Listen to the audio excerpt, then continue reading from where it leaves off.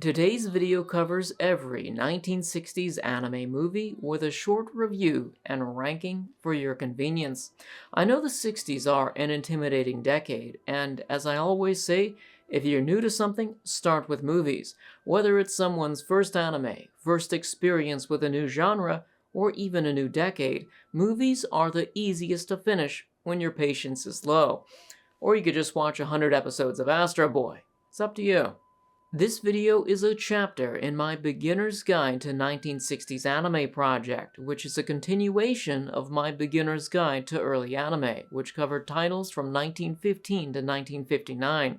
You don't have to watch that video first, but I do recommend it for greater historical context. If you want to see the bigger picture of anime, the video is only 15 minutes long and linked in the video description. Subscribers may remember I've already uploaded individual reviews of my favorites from this list. I initially watched them out of order and mixed in with modern anime. Not only was this before I began my 1960s project, but it was also before I truly gained an appreciation for anime of the era. In preparation for today's video, I rewatched every 60s movie chronologically and I learned a lot, providing a new appreciation for many of these movies and a reality check for others. If you've already seen my earlier reviews, I still recommend sticking around.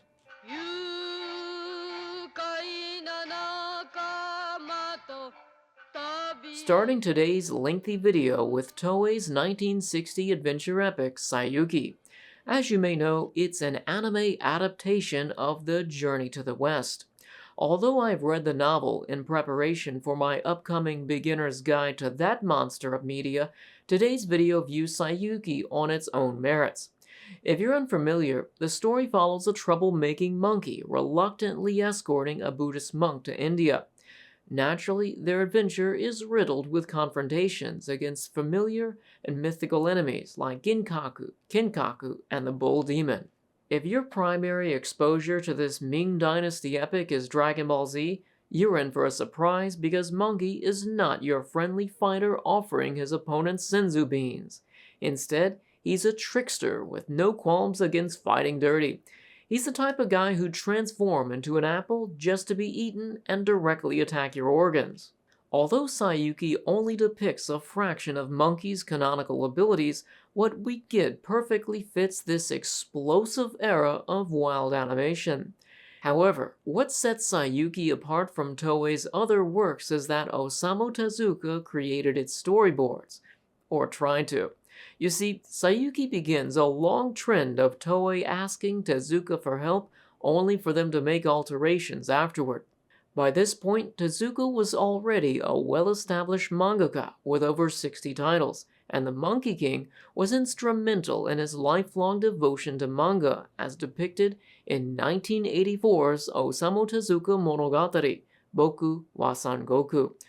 Considering his passion for its story, it probably stung when he realized some of his plans were discarded. As much as I'd like to take Tezuka's side on this, every aspect of this project feels overambitious.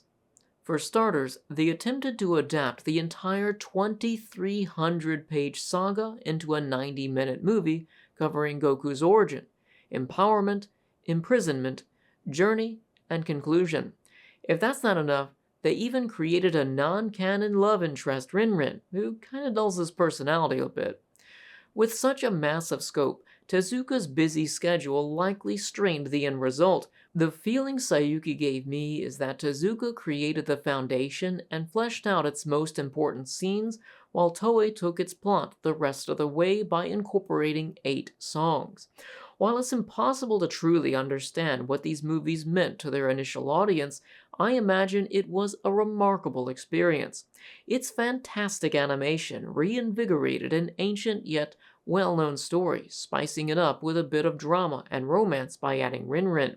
However, I think her addition could be perceived differently by modern audiences. Personally, I felt she occupied too much screen time, detracting from the lore and adventure aspect, causing plot points to feel glossed over and their journey expedited. Of course, I can't ignore her contribution to the most emotionally powerful scene in anime at that point, when she selflessly offers food to a prideful and immature boyfriend within a stone prison. Considering its historical context, no other anime featured this degree of emotional intensity, and I imagine it's relevant to the original ending we never saw. From what I gather, Toei executives were going over Tezuka's storyboards and had a gut reaction to seeing Goku standing over Rinrin's grave at the end and immediately removed it. It's not like she was a trivial character that Tezuka would kill off on a whim. In fact, he enjoyed their connection so much he created a bonus chapter called Rinrin-chan in the final volume of his Boku no Sangoku manga, which ended in 1959. Although she's not present in its main story, it's nice to see Tezuka's unaltered ideas for the first half of the movie.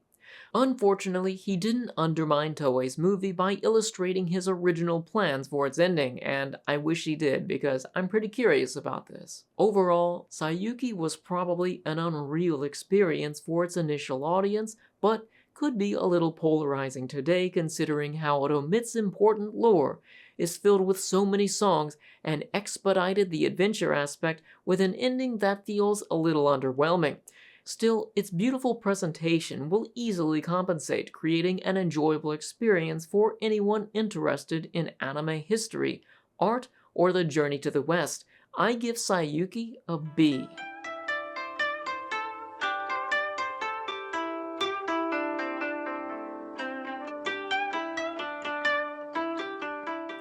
Moving on to Toei's 1961 drama Anju to Zushiomaru. I know Journey to the West was hard to adapt into a kid's anime, but this was a terrible idea because it's saturated with mature content. It's based on Ogai Mori's 1915 short story that reinvigorated Japanese interest in samurai dramas. Its general premise is that a nobleman was framed for burning down the emperor's sacred forest and was sentenced to death.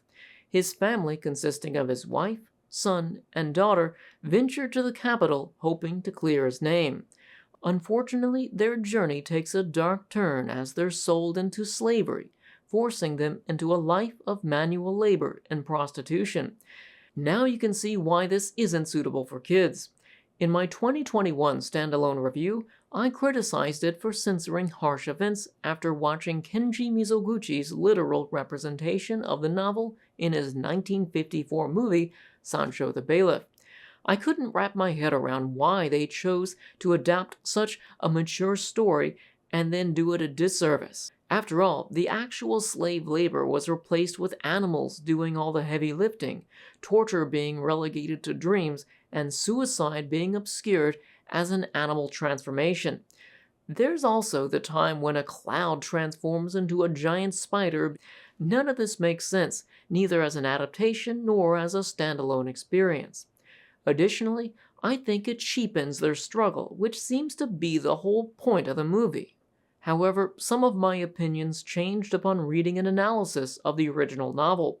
Surprisingly, it too opted for similar symbolism. Supposedly, the novel was mostly written as an esoteric way to convey political criticism and offer spiritual morals. It's possible the anime is faithful and brilliant in ways that you, I, or kids in the early 60s wouldn't understand. However, I don't know enough about that section of Japanese history to decode its messages myself. Regardless, Zushiomaru's main appeal is easily its visuals. Regarding its human characters, I think Zushiomaru offers the most realistic and detailed humans to date. Not to discredit 1958's Hakujaden, but there's just something about the way these characters move that almost feels rotoscoped at times. Plus, their highly detailed clothing creates one of the few anime experiences reminiscent of high-budget Japanese period movies, though they're not wearing fancy clothes for long. Similar to Toei's earlier works, the backgrounds are highly detailed, depicting nature, but most strikingly, ancient Japanese architecture.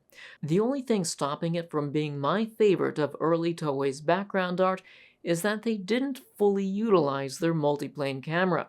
It makes much of the scenery feel flat compared to Hakujaden. Overall, Zushiomaru is a niche movie best suited for fans of vintage anime and Japanese period movies. I give it a C. However, I recommend watching Mizoguchi's Sancho the Bailiff from 1964. It's still a great movie, and last time I checked, it was up on YouTube. I also recommend the Genji Monogatari OVA from 1987 for anyone interested in pre-Sengoku Jidai dramas without action. I've actually reviewed it.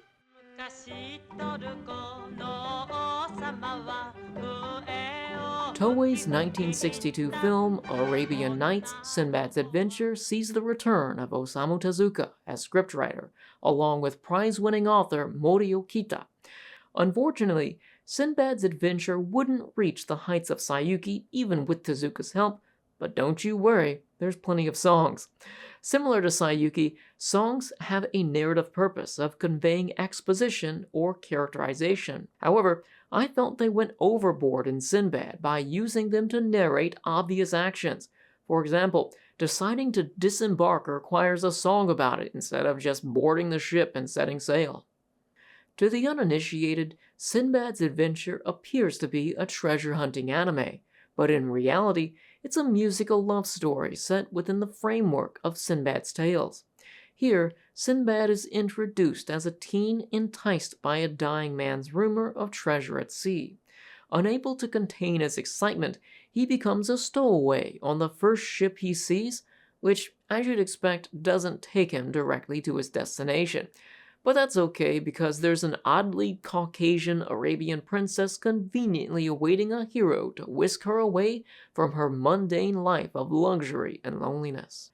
Unfortunately, I felt everything about its plot was anticlimactic, resolving most of its tense moments with deus ex machina, like sleeping powder or random magic statues. However, its most egregious act was its disappointing ending, which emboldens its status as a romance movie instead of a treasure hunt.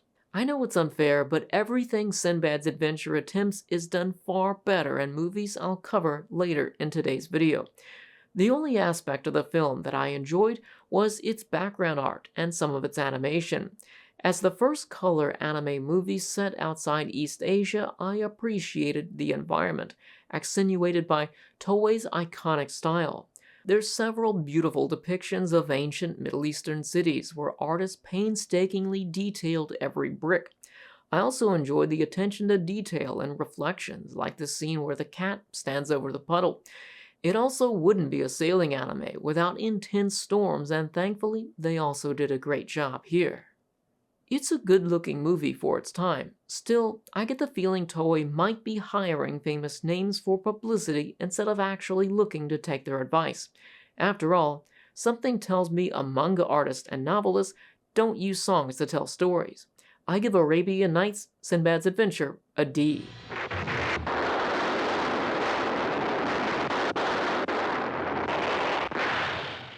In 1963, Toei totally changed gears with Wanpaku Oji no Orochi Taiji, based on the Japanese folklore following the adventures of young Susanoo. Like Sayuki, its audience was likely familiar with the legends, so its goal was less about adapting the lore and instead focused on providing a fun experience, a goal I can happily say they achieved. It's one of the most beautiful, best animated, fast-moving, and visually consistent movies on this list. At first, its visuals were honestly a bit jarring because instead of the realistic background details present in their earlier works, Orochi Taiji is smoother, with strongly defined outlines. Everything, including its characters, are simplified, which allows more movement. The anime stands out from its very first scene as a butterfly flutters away from the simulated lens. I also don't recall earlier anime adding life to foreground on a multiplane camera, so that's at least 4 layers. That's pretty impressive. Each of its mini environments are filled with thought and consideration, creating a complete and immersive atmosphere. However, what easily stands out the most are the fights as Susanoo faces off against gargantuan beasts. They were remarkable for their time, and the staff knew it because these are also the longest fights in any Toei movie of its age. In fact, Orochi Taiji is still acclaimed today for having some of the most influential battles in anime history. To me, they kind of feel like Shadow of Colossus. If the musical aspect of earlier entries were a turnoff for you, don't worry because Orochi Taiji doesn't expositorily use songs. Instead, there's a long dance that honestly doesn't add any narrative value, yet I still lost myself in its beauty. I'd equate something like this to a live concert where the guitarist breaks into an epic 5-minute solo, except here, its animators are the rock stars. Speaking of which, Orochi Taiji was Yasuji Mori's first role as animation director, so his perfectionism is consistently applied throughout the entire movie instead of being noticeably relegated to select scenes like in Toei's earlier movies. Honestly, I didn't care for its story or characters. It's basically about Susanoo outraged by his mother's abrupt off-screen death, literally announced by the sky just one scene after her last appearance. Unable to understand or cope with this loss, Susanoo becomes enraged and sets off to find her, wrecking everything in his path regardless of how big and ferocious it is. Overall, it was a bit shallow for 90 minutes, but its HD remastered visuals mostly compensate for its shortcomings. I give it a B and recommend it to everyone.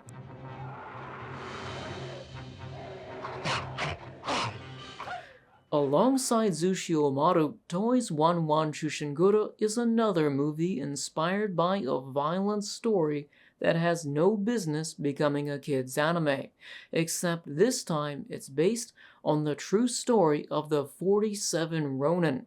If you're unaware, it's about 47 Ronin plotting revenge after their leader was framed, sentenced to commit seppuku, and abolishing their house in dishonor. It's a famous violent story renowned for its cathartic nature of self-sacrifice for honor and loyalty. On a side note, I'm surprised it's never been faithfully adapted into an anime series considering its tense, tragic, and bloody nature. In fact, I wish it were because I'm itching to make a multimedia beginner's guide to everything 47 Ronin, especially considering I was inspired by it long before I became heavily interested in anime. The story is about a young pup living in a cabin in the woods, growing up playing with wild animals. His mother, who protects all the nearby animals from predators, is one day killed while chasing a tiger. Not that I want to see it, but the anime shows her dangling from a cliff, then we're taken to a scene of the animals mourning over her grave. As a result, the young pup leaves for the city to train with street dogs until he's strong enough to take revenge. I can understand why they'd edit out his mom's death, similar to how Susanoo's mom also died off screen, but the remaining content is probably still too violent for kids. Not that there's a bunch of blood or anything, but just the emotions of hatred and revenge fueling the animals. I mean, it's no ringing bell, but it still feels out of place for this era. Plus, there's a massive brawl between animals towards the end, and it can get pretty one-sided. I guess if your kids are fine with something like Fox and the Hound, One One Shushingura should be an easy watch since it's mostly wholesome and comical. Interestingly, I found One One Shushingura to be nostalgic, considering their movements were less like earlier Toei works and closer to Western animation. Visually, I felt One One exists somewhere between Orochi Taiji and Sinbad because there's a ton of fine detail work in its backgrounds, like every brick in the sewers or details on these tires and even the building fronts. There's also this impressive scene of the city's shifting reflection in these windows. Its animal designs are similar to Orochi Taiji for their roundness and simplicity. There's also a few scenes reminiscent of Orochi Taiji's beautiful dancing montages. There's even a few scenes that are so stunning I didn't think they were possible in 1963. For example, during the opening scene, there's this mind-blowing sequence reminiscent of how 1984's jumping emulates a shifting 3D environment. I've seen animation just like this, only in a few other anime, and I always attributed them to Jumping's Junji Kobayashi, as they all feel similar and he was the common link. However, this scene predates his earliest credited anime contribution by 6 years, so it had to be someone else. Overall, Wan Wan Chushingura is another example of animation mastery that far outshines its narrative. I'm starting to think Toei's lack of competition or their need to fit the 90-minute movie standard ultimately hinders their storytelling potential. That being said, Wan Wan's plot is more solid than some of their earlier works, though not by much. I give it a C. 1965's Shin Takarajima isn't actually a movie. Instead, it's a 50-minute TV special, and as far as I'm concerned, that's good enough. Although it's produced by Tezuka's Mushi Pro and directed by the man himself, it's actually not an adaptation of his 1947 manga. Instead, it's based on Robert Louis Stevenson's 1883 novel Treasure Island. Naturally, it's a treasure hunting anime, but it's far more complex than you'd imagine. For starters, its cast is filled with anthropomorphic animals, receiving a surprising degree of characterization for its time. They're not just animals for the sake of being cute. It ties in with its themes of greed, making us no different than animals, as the treasure builds tension and even division. Surprisingly, its plot is just as solid as its characterization. Sure, you can see betrayal in a treasure-hunting anime from a mile away, but it's actually handled well considering how early things devolve and how they're stuck on a boat together. Even then, Shin Takarajima has a few unexpected events and character developments within its brief runtime. It's also the first time I remember unironically laughing at anything on this list, like when the pig tries so hard to keep a treasure a secret to the extent that he even blindfolds a portrait of himself despite ignoring all of the others. I wonder if that was intentional. Anyways, it doesn't stay a secret for long because he squeals.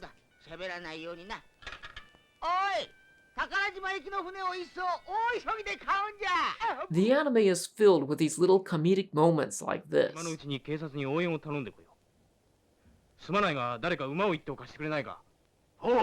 As for its visuals, it's black and white, so it's not as vibrant as Toei's movies, but comparing this to other TV anime, I'd say it's easily the most beautiful anime to grace TV for its time. Keep in mind, the first full-color series, Jungle Taite, wouldn't air for several months. Although I don't know who actually animated this, it was Gisaburo Sugi's first standalone role as animation director. Everything from character expressions and background details to weather effects just worked beautifully. Although Toei probably never saw Shin Takarajima as competition, I'd say it's the most balanced anime so far. I give it a B.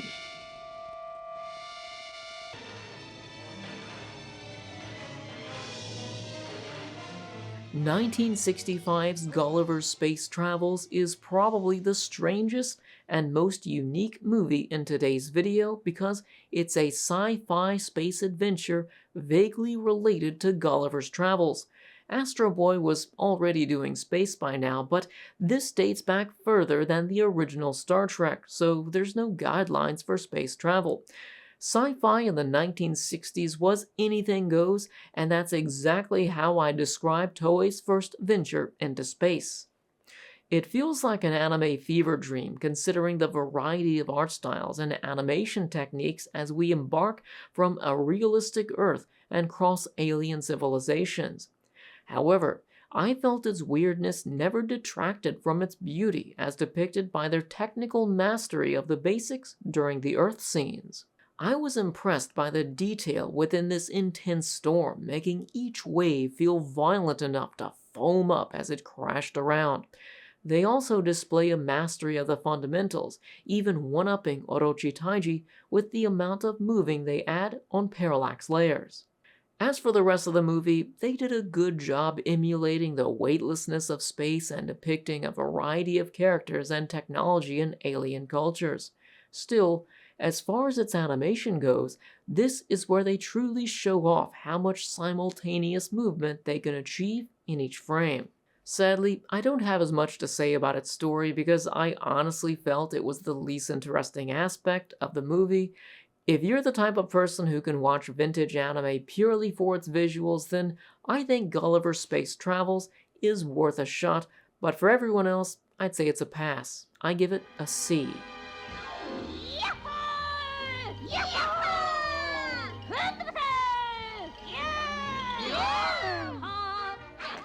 1967 Shonen Jack and the Witch was Toei's 10th feature-length film. I'd imagine Toei would want to commemorate their success with a fantastic movie, but instead, they gave us Shonen Jack.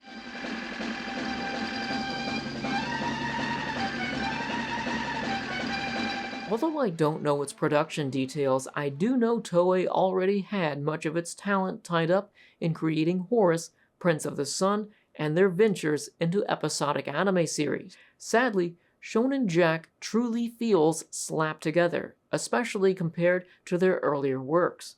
While I thought some scenes were beautiful, everything else feels like a mid-60s anime series, but in color. It really is striking how similar it looks when I apply a filter.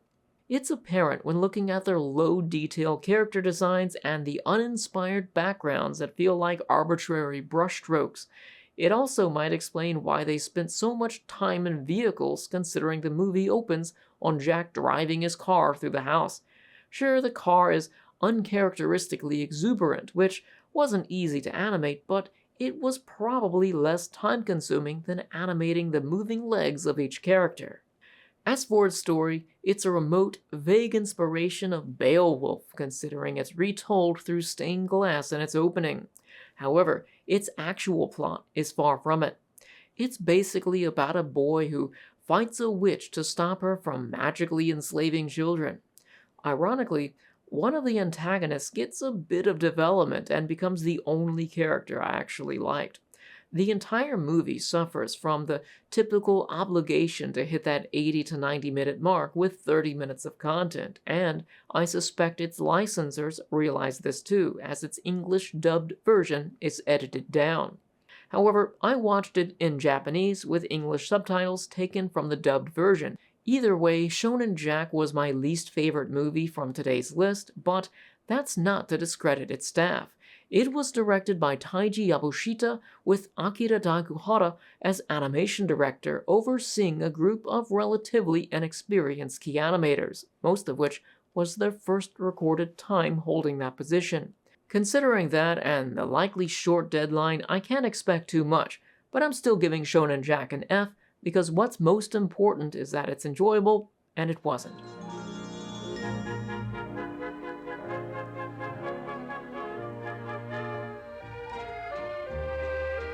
Toei returned in 1968 with Anderson Monogatari, sporting the same animation director and roughly the same group of key animators.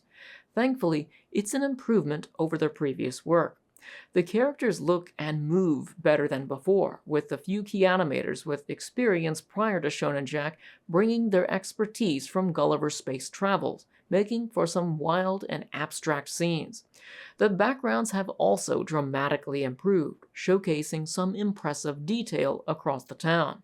Unfortunately, I'm not as positive about its story, focusing on Hans Christian Andersen's Little Match Girl and Red Shoes, but with several minor references to his other works. Similar to Shonen Jack, it feels like 30 minutes of content and 80 minutes of movie saturated with songs and cute animal antics. At least it seems like the story will be more enjoyable for young kids and fans of Andersen's work. Just keep your expectations in check. I give Anderson Monogatari a D.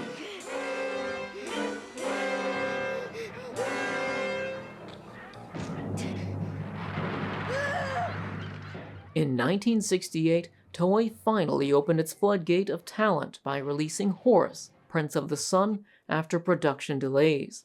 If you don't already know, it's one of the catalysts eventually leading to the creation of Studio Ghibli.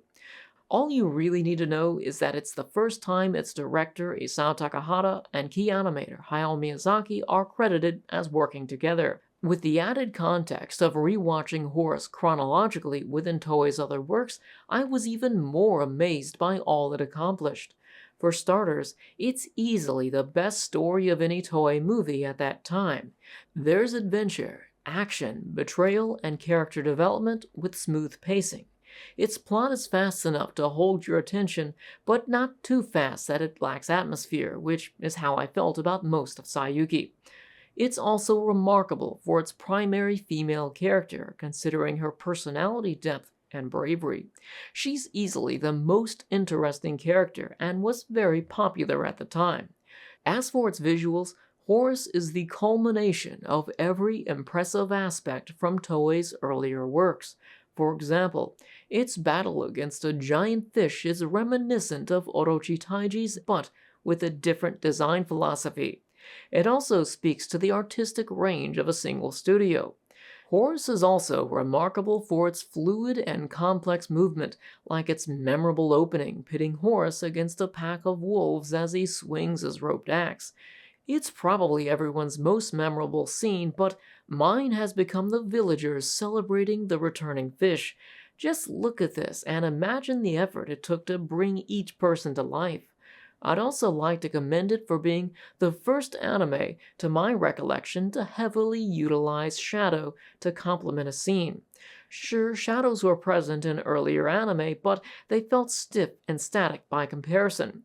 Overall, the movie is solid except for a few shortcomings, such as its still shots and cut scenes in its second half, though the latter isn't really noticeable. Horus, Prince of the Sun, is most likely the best gateway film out of this entire video. I give it an A. If you grew up watching these anime, you've gotta watch this segment. Unfortunately, our next film, 1968's Seishoseki, can't be viewed because its only known copy is locked up by the Tokyo Metropolitan Library for private screenings. However, it also aired on TV during the 70s in Japan and a few other countries. I know one was Hungary, but I'm uncertain of the others, as information is limited. For this reason, I ask that anyone with a VHS recording please contact me, because as of right now, this short clip is all that's available, though there are rumors of a 15-minute clip. What's interesting about Seishoseki was that it was a privately funded passion project by the eventual government official Gintaro Nakajima. For whatever reason, he felt so passionately about Kiko Okamoto's novel Tamano no Mae, based on an ancient Japanese ghost story, that he hired Toei staff to animate it. Another reason why it's pertinent that any existing copies be made available to the public. It's an important piece of animation history that was also Taku Sugiyama's only credited role as animation director. I have links to source articles in the video description. One of these links also has a complete staff list, but unfortunately I wasn't able to translate that very well. So, needless to say, if you know any of the whereabouts of watching any more of this anime, please let me know. Toei's 1969 film Puss in Boots was a wholesome and comedic joyride. Although on paper its premise is eye-rollingly simple, following a poor boy's struggle to rescue his princess love interest, its execution elevates it to one of my favorite Toei movies. It perfectly balances the tension of everyone's hardships with perfectly timed comedic relief and heartwarming moments of friendship. I won't go deep into its story because I've already reviewed the movie, but I noticed so much more about its animation during my rewatch, giving the added context of this project. Yasuji Mori reprises his role from Orochi Taiji as animation director, leading a team of experienced artists such as Daikuhara and most of Horus's key animators, including Miyazaki. Another similarity to Horus is that they also depict large crowds of independently moving people in the middle of town. I also loved how articulate its characters were, like how Pero twists his whiskers and touches his hat, and especially how characters were able to interact with items seamlessly hidden in the background. This interactivity made some fights particularly fun, as they're less about the animosity and more about the comedy and creativity. Overall, I still believe Puss in Boots is a timeless and simple joy for everyone of all ages. I give it an A.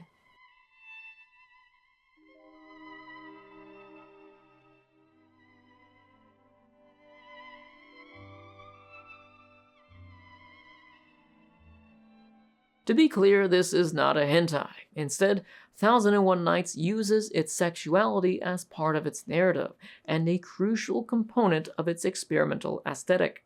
Since it was the first time anime sex scenes had been created in such detail, they consulted with the Swedish embassy, since I guess they were more experienced with seeing sex portrayed as art.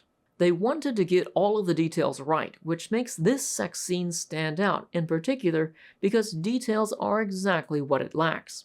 Instead, it feels like they chose to convey the sensation of making love. I don't think I've ever seen sex interpreted so beautifully, yet primally.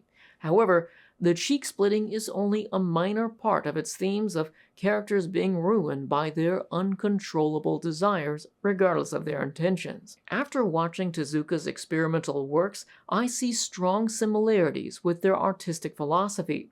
Here, the overall picture and our interpretations of them are more important than drawing consistent lines or painting intricate backgrounds. This approach allows them to do the impossible, like simultaneously animating hundreds of people.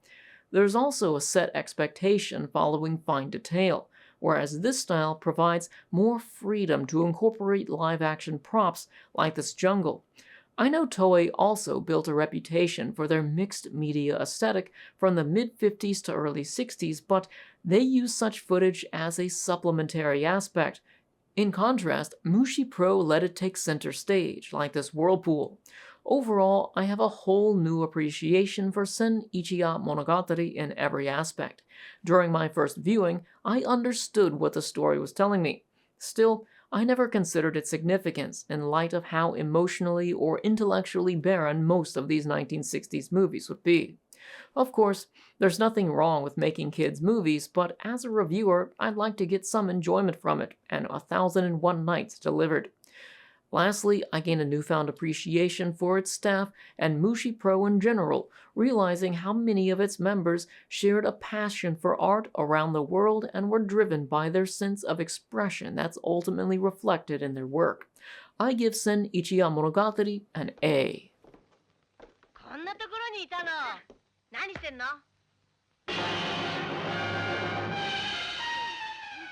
Toei's Flying Phantom Ship was one of my favorites before I acclimated to 60s anime. Back then, I didn't like most of what I saw, and this felt closer to what I was familiar with. Ironically, given the added context of my chronological rewatch, I gained a new appreciation for most of those that I didn't like enough to review, while I was a little less impressed with Phantom Ship my second time around. In my previous review, I said I loved its narrative density. Within an hour, it's dramatic, mysterious, spooky, suspenseful, and action-packed. Plus, there's a big old mech wrecking the city. I still feel the same way. Sure, its plot is incredibly convoluted, but that's part of its appeal. Everything is unpredictable and over the top, like a roller coaster in the dark. Although its wacky story was just as enjoyable as before, what stood out was how its animation was much more economical than Toei's earlier works. It feels like a good TV special.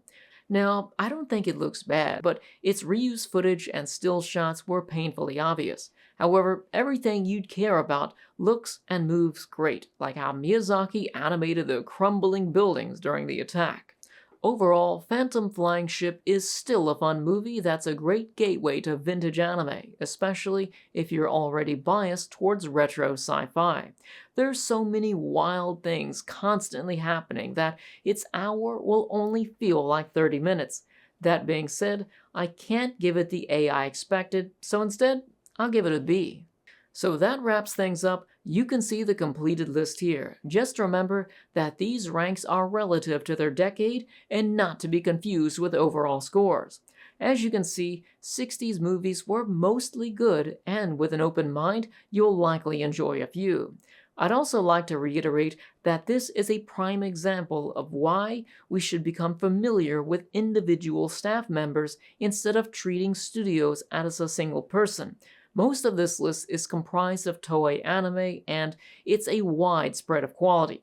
So, do you have any favorites from this list? Leave a comment. Also, if you'd like to see more about retro anime, be sure to subscribe. I don't only cover that, but it is a lot of what I'm covering right now with my current 1960s project. A special thanks to Nia-chan and all who support this channel on Patreon or buy patches from my Etsy store. Thanks for watching. My next video breaks from my 1960s project and is my beginner's guide to the Journey to the West. I'll see you then.